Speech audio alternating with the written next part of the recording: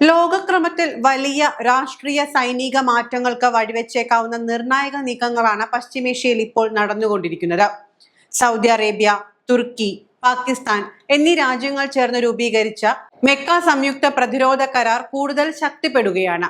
Islamic NATO എന്ന് വിശേഷിപ്പിക്കപ്പെടുന്ന ഈ സൈനിക അച്ചുതണ്ടിലേക്ക് ഈജിപ്തും ബംഗ്ലാദേശും ചേരാൻ സന്നദ്ധത അറിയിച്ചതിന് പിന്നാലെ ഇപ്പോൾ ഇറാനും കരാറിന്റെ ഭാഗമായേക്കാമെന്ന റിപ്പോർട്ടുകളാണ് പുറത്തുവരുന്നത്. പാകിസ്ഥാൻ മാധ്യമങ്ങളും അൽ മയാദീനും പുറത്തുവിട്ട ചില വിവരങ്ങൾ പ്രകാരം ഇറാന് കരാറിലേക്ക് ഔദ്യോഗിക ക്ഷണം ലഭിച്ചിട്ടുണ്ട്. ക്ഷണം ഗൗരവമായി പരിഗണിക്കുമെന്ന് ഇറാനും സൂചന നൽകിയിട്ടുണ്ട് എങ്കിലും പങ്കാളികളായ രാജ്യങ്ങളുടെ ഭാഗത്തു നിന്നും ഔദ്യോഗിക സ്ഥിരീകരണം ഇതുവരെ ലഭ്യമായിട്ടില്ല. നാറ്റോയുടെ ആർട്ടിക്കിൾ 5 സമാനമായി സഖ്യത്തിലുള്ള ഏതെങ്കിലും ഒരു രാജ്യത്തിന് നേരെ ആക്രമണം ഉണ്ടായാൽ അത് എല്ലാ രാജ്യങ്ങൾക്കും എതിരെയുള്ള ആക്രമണമായി കണ്ട് ഒരുമിച്ച് നേരിടണം എന്നതാണ് മെക്ക കരാറിന്റെ പ്രധാന സവിശേഷത. യമൻ വിഷയം ഉൾപ്പെടെ പല മേഖലകളിലും പരമ്പരാഗത ശത്രുക്കളുമായി തുടരുന്ന സൗദി അറേബ്യയും ഇറാനും ഒരു പ്രതിരോധ കുടക്കീഴിൽ അണിനിരക്കുന്നത് പുതിയൊരു ഭൗമരാഷ്ട്രീയ സമവാക്യത്തിന് കളമൊരുക്കും. സൗദി തലസ്ഥാനമായ റിയാദിൽ വരെ മുൻപ് ഇറാന്റെ പ്രത്യാക്രമണങ്ങൾ നടന്നിട്ടുള്ള പശ്ചാത്തലത്തിൽ ഈ പുതിയ നീക്കം ഇരു രാജ്യങ്ങളും തമ്മിലുള്ള നയതന്ത്ര തർക്കങ്ങൾക്ക് അയവ് വരുത്താൻ സഹായിച്ചേക്കാം. അതേസമയം മേഖലയിലെ തങ്ങളുടെ താല്പര്യങ്ങൾക്ക് തിരിച്ചടിയാകുന്ന ഈ സഖ്യ രൂപീകരണത്തിനോടും യുറേഷ്യൻ സഖ്യത്തിൽ ഇറാൻ പങ്കാളിയാകുന്നതിനോടും അമേരിക്ക എങ്ങനെ പ്രതികരിക്കുമെന്നാണ് ലോകം ഉറ്റുനോക്കുന്നത്. അന്താരാഷ്ട്ര വിശകലന വിദഗ്ധർ ഇസ്ലാമിക് നാറ്റോ എന്ന് വിശേഷിപ്പിക്കുന്നത് 2026 ഓഗസ്റ്റ് 7 സൗദി അറേബ്യ, തുർക്കി, പാകിസ്ഥാൻ എന്നീ രാജ്യങ്ങൾ ചേർന്ന് രൂപം നൽകിയ മെക്ക സംയുക്ത പ്രതിരോധ കരാറിനെയാണ്. പാശ്ചാത്യ രാജ്യങ്ങളുടെ സൈനിക സഖ്യമായ നേറ്റോയുടെ ആർട്ടിക്കിൾ 5 മാതൃകയിലാണ് ഈ കരാർ പ്രവർത്തിക്കുന്നത്. അതായത് ഈ സഖ്യത്തിലുള്ള ഏതെങ്കിലും ഒരു രാജ്യത്തിന് നേരെ ആക്രമണം ഉണ്ടായാൽ അത് സഖ്യത്തിലെ എല്ലാ രാജ്യങ്ങൾക്കും എതിരെയുള്ള ആക്രമണമായി കണക്കാക്കുകയും എല്ലാവരും ഒരുമിച്ച് അതിനെ സൈനികമായി നേരിടുകയും ചെയ്യും. ഈ 3 രാജ്യങ്ങളും തങ്ങളുടെ വേറിട്ട കരുത്തുകൾ ഒരുമിച്ച് ചേർത്താണ് ഈ സഖ്യം കെട്ടിപ്പടുത്തിയിരിക്കുന്നത്. ആവശ്യമായ സാമ്പത്തിക ശേഷി സൗദി അറേബ്യയും അത്യാധുനിക ആയുധ സാങ്കേതിക വിദ്യ തുർക്കിയും വലിയ സൈനിക പിൻബലവും പരിശീലനവും ആണവ ശക്തിയുമായ പാകിസ്ഥാനും നൽകുന്നു. മുൻപ് പശ്ചിമേഷ്യൻ രാജ്യങ്ങൾ തങ്ങളുടെ സുരക്ഷയ്ക്കായി അമേരിക്കയെ വലിയ തോതിൽ ആശ്രയിച്ചിരുന്നുവെങ്കിൽ ഇന്ന് അതിൽ നിന്നും മാറി സ്വന്തമായി ഒരു പ്രാദേശിക പ്രതിരോധ ശൃംഖല കെട്ടിപ്പടുക്കാനുള്ള ശ്രമത്തിന്റെ ഭാഗമായാണ് ഇതിനെ കണക്കാക്കുന്നത്. ഈ സഖ്യത്തിലേക്ക് ഇറാനും ക്ഷണം ലഭിച്ചതായുള്ള പുതിയ റിപ്പോർട്ടുകൾ ഇതിന്റെ പ്രാധാന്യം വർദ്ധിപ്പിക്കുന്നുണ്ട്. യമൻ വിഷയം അടക്കം പല കാര്യങ്ങളിലും സൗദിയുമായി ദീർഘകാലമായി ശത്രുതയിലായിരുന്ന ഇറാൻ കൂടി ഇതിന്റെ ഭാഗമായാൽ അത് പശ്ചിമേഷ്യൻ ഭൗമ രാഷ്ട്രീയത്തിൽ വലിയൊരു മാറ്റത്തിനു വഴിവെക്കും. ഈജിപ്ത്, ബംഗ്ലാദേശ് തുടങ്ങിയ രാജ്യങ്ങളും കരാറിനോട് താല്പര്യം പ്രകടിപ്പിച്ചിട്ടുണ്ട്.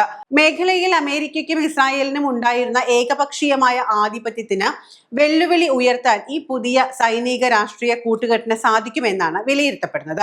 മെക്ക സംയുക്ത കരാറിനെ അടിസ്ഥാനമാക്കി മാധ്യമങ്ങൾ വിശേഷിപ്പിക്കുന്ന ഇസ്ലാമിക് നാറ്റോയുടെ രൂപീകരണ പശ്ചാത്തലവും അതിന്റെ ചരിത്രപരമായ വളർച്ചയും നോക്കുമ്പോൾ 2026 ഓഗസ്റ്റ് 7 സൗദി അറേബ്യയിലെ മക്കയിൽ വെച്ച് സൗദി കിരീടാവകാശി മുഹമ്മദ് ബിൻ സൽമാൻ, തുർക്കി president Recep Tayyip Erdogan, Pakistan പ്രധാനമന്ത്രി ഷഹബാസ് ഷെരീഫ് എന്നിവർ ചേർന്നാണ് ഈ ചരിത്രപരമായ സൈനിക പ്രതിരോധ കരാറിൽ ഒപ്പുവെച്ചത്. എന്നാൽ ഈ കൂട്ടുകെട്ട് പെട്ടെന്നുണ്ടായ ഒന്നല്ല, അതിന് കൃത്യമായ 2 ഘട്ടങ്ങൾ ഉണ്ടായിരുന്നു. ആദ്യമായി 2025 സെപ്റ്റംബറിലാണ് സൗദി അറേബ്യയും പാകിസ്ഥാനും തമ്മിൽ സ്ട്രാറ്റജിക് മ്യൂച്വൽ ഡിഫൻസ് എഗ്രിമെന്റ് ഒപ്പുവെക്കുന്നത്.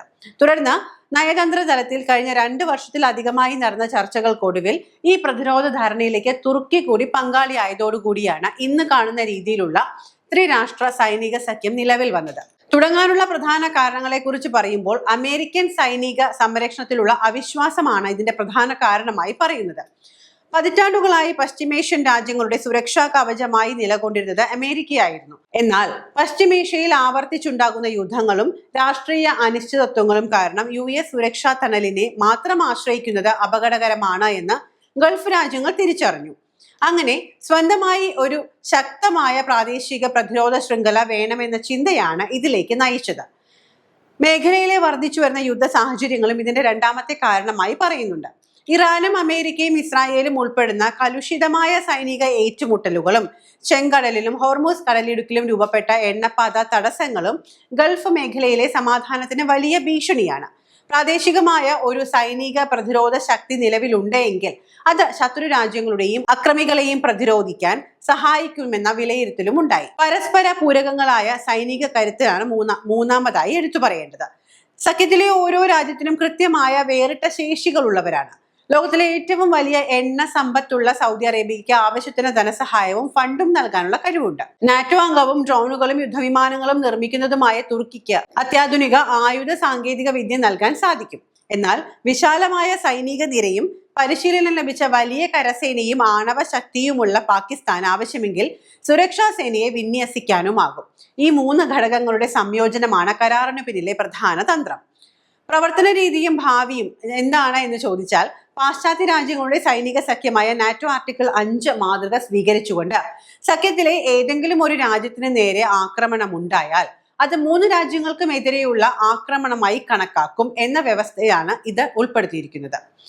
ഭാവിയിൽ ഈജിപ്ത്, ബംഗ്ലാദേശ്, സിറിയ തുടങ്ങിയ മറ്റു പ്രമുഖ രാജ്യങ്ങൾ കൂടി ഇതിന്റെ ഭാഗമായേക്കാമെന്ന പദ്ധതിയുമുണ്ട്. അതേസമയം അമേരിക്കൻ ഉപരോധങ്ങൾ തങ്ങൾക്ക് വലിയ പുതിയൊരു അനുഭവമല്ല എന്നും മുൻപ് ബറാക് ഒബാമയുടെയും ട്രംപിന്റെയും ഭരണകാലങ്ങളിൽ കണ്ട പഴയ സിനിമകളുടെ ആവർത്തനം മാത്രമാണ് ഇത് എന്നും ഇറാന്റെ വിദേശകാര്യമന്ത്രി അബ്ബാസ് അരാഗ്ചി പ്രതികരിച്ചിട്ടുണ്ട്. എന്നാൽ ഇറാന്റെ സാമ്പത്തിക വ്യവസ്ഥയെ പൂർണ്ണമായും തകർക്കുകയാണ് തങ്ങളുടെ ലക്ഷ്യമെന്നും ചൈന ഉൾപ്പെടെയുള്ള രാജ്യങ്ങൾ ഇതിനോട് സഹകരിക്കുമെന്നും US treasury secretary Scott Bessent ആവശ്യപ്പെട്ടിട്ടുണ്ട്.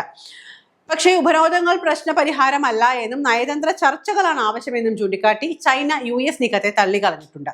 ഇതിനിടയിൽ UAE ഉൾപ്പെടെയുള്ള രാജ്യങ്ങൾ ഇറാനുമായി സാമ്പത്തിക വ്യാപാര ഇടപാടുകൾ താൽക്കാലികമായി നിർത്തിവെച്ചതും രാജ്യത്ത് വർദ്ധിച്ചു വരുന്ന പണപ്പെരുപ്പവും വിലക്കയറ്റവും ജനങ്ങൾക്ക് സൃഷ്ടിക്കുന്ന പ്രതിസന്ധികൾ മറികടക്കാൻ ശ്രമിക്കുകയാണ് എന്നും ഇറാൻ പ്രസിഡന്റ് മസൂദ് പെഷഷ്കിയാൻ വ്യക്തമാക്കിയിട്ടുണ്ട്. സൈനിക ഏറ്റുമുട്ടലുകളിൽ നിന്ന് മാറി എണ്ണയും സാമ്പത്തിക ഉപരോധങ്ങളും കേന്ദ്രീകരിച്ചുള്ള ഒരു വൻ പോരാട്ടത്തിലേക്ക് പശ്ചിമേഷ്യൻ സാഹചര്യം നീങ്ങുകയാണ്. എന്നാൽ അമേരിക്കൻ പ്രസിഡന്റ് ഡൊണാൾഡ് ട്രംപിന്റെ പുതിയ സാമ്പത്തിക ഉപരോധങ്ങളോടും ഇക്കണോമിക് നീക്കങ്ങളോടും കടുത്ത പ്രതികരണവുമായി ഇറാൻ രംഗത്തെത്തിയിരിക്കുകയാണ്. അമേരിക്കയുടെ സാമ്പത്തിക യുദ്ധത്തിൽ പങ്കാളികളാകുന്ന അല്ലെങ്കിൽ ഉപരോധ നീക്കങ്ങളുമായി സഹകരിക്കുന്ന അയൽ രാജ്യങ്ങളെ നേരിട്ട് ശത്രുക്കളായി പ്രഖ്യാപിക്കുമെന്നും അത്തരം രാജ്യങ്ങളുടെ സാമ്പത്തിക തന്ത്രപ്രധാനമായ താൽപര്യങ്ങൾക്ക് നേരെ തിരികെ ആക്രമണം നടത്തുമെന്നും ഇറാന്റെ പുതിയ ദേശീയ സുരക്ഷാ കൗൺസിൽ തലവൻ മൊഹസിൻ റസായി വെളിപ്പെടുത്തുകയുണ്ടായി. അമേരിക്കയുമായി അകലം പാലിക്കാൻ ഇത്തരം രാജ്യങ്ങളോട് ആവശ്യപ്പെടുമെന്നും അത് കേൾക്കാൻ തയ്യാറല്ല എങ്കിൽ സൈനികവും സാമ്പത്തികവുമായ കനത്ത തിരിച്ചടി നൽകുമെന്നുമാണ് ഇറാന്റെ നിലപാട്. ഇറാന്റെ പ്രധാന വരുമാന മാർഗമായ എണ്ണ വിപണനത്തെയും ബാങ്കിംഗ് ശൃംഖലയെയും പൂർണ്ണമായും സാമ്പത്തികമായും തകർക്കുക എന്ന ലക്ഷ്യത്തോടെയാണ് വാഷിംഗ്ടൺ ഇക്കണോമിക് D-Day പ്രഖ്യാപിച്ചിരിക്കുന്നത്. ചരിത്രത്തിലെ ഏറ്റവും കടുത്ത സാമ്പത്തിക ആക്രമണമാണ് ഇത് എന്നും ഇറാനുമായി സഹകരിക്കുന്ന അല്ലെങ്കിൽ ഇറാനിയൻ എണ്ണ വാങ്ങുന്ന മറ്റു രാജ്യങ്ങളും കമ്പനികളും കടുത്ത പ്രത്യാഘാതങ്ങൾ നേരിടേണ്ടി വരുമെന്ന് US treasury secretary Scott Bessent വ്യക്തമാക്കി കഴിഞ്ഞു. ഒന്നുകിൽ നിങ്ങൾ അമേരിക്കയ്ക്കൊപ്പം നിൽക്കുക അല്ലെങ്കിൽ ശത്രുക്കൾക്കൊപ്പം എന്ന കടുത്ത മുന്നറിയിപ്പാണ് വാഷിംഗ്ടൺ ലോകരാജ്യങ്ങൾക്ക് നൽകുന്നത്. അതേസമയം അമേരിക്കൻ ഭീഷണികൾക്ക് മുന്നിൽ വഴങ്ങില്ല എന്ന ഉറച്ച നിലപാടിലാണ് ടെഹ്റാൻ മുന്നോട്ട് പോകുന്നത്. തങ്ങൾക്കെതിരെ കടുത്ത ഉപരോധങ്ങൾ വന്നാൽ ഹോർമൂസ് കടലിടുക്കിലെ കപ്പൽ ഗതാഗതം കൂടുതൽ തടസ്സപ്പെടുത്താനും അയൽ രാജ്യങ്ങൾക്കും തുറമുഖങ്ങൾക്കും ഊർജ പ്ലാന്റുകൾക്കും ഭീഷണിയാകാനും സൈബർ ആക്രമണങ്ങൾ വിപുലീകരിക്കാനും ഇറാന് സാധിക്കും. എന്നാൽ ഇത്തരമൊരു തിരിച്ചടി നടത്തിയാൽ അമേരിക്ക ആഗ്രഹിക്കുന്നത് പോലെ കൂടുതൽ ഗൾഫ് രാജ്യങ്ങൾ അമേരിക്കൻ സുരക്ഷാ തണലിലേക്ക് ഒതുങ്ങുമെന്ന വെല്ലുവിളിയും ഇറാൻ നേരിടുന്നുണ്ട്. അതുകൊണ്ട് തന്നെ ഇത്ര നാളുകളും ഇറാൻ കളിച്ച ഒരു തന്ത്രപരമായ കളിയുണ്ട്. അതാണ് ഇനിയും വരാനിരിക്കുന്നത് എന്നാണ് രാഷ്ട്രീയ വിദഗ്ധർ വിലയിരുത്തുന്നത്. പതിറ്റാണ്ടുകളായി അന്താരാഷ്ട്ര ഉപരോധങ്ങൾ നേരിടുന്ന ഇറാൻ ഷാഡോ ഷിപ്പിംഗ് നെറ്റ്വർക്കുകളും മറ്റ് അനൌദ്യോഗിക വഴികളും ഉപയോഗിച്ച് സാമ്പത്തിക പ്രതിസന്ധികളെ അതിജീവിക്കാൻ ഇപ്പോഴും ശ്രമിക്കുന്നുണ്ട്. ചൈനയും റഷ്യയും ഉൾപ്പെടെയുള്ള പ്രമുഖ രാജ്യങ്ങൾ ഇറാന്റെ പ്രധാന വ്യാപാര പങ്കാളികളായി തുടരുന്ന സാഹചര്യത്തിൽ അമേരിക്ക പ്രഖ്യാപിച്ച പുതിയ സാമ്പത്തിക പോരാട്ടം പശ്ചിമേഷ്യൻ മേഖലയെ മാത്രമല്ല വൻ ശക്തികൾ തമ്മിലുള്ള അന്താരാഷ്ട്ര തർക്കങ്ങൾക്ക് കൂടി വരും ദിവസങ്ങളിൽ സാധ്യതയുണ്ട് എന്നാണ് വിലയിരുത്തപ്പെടുന്നത്.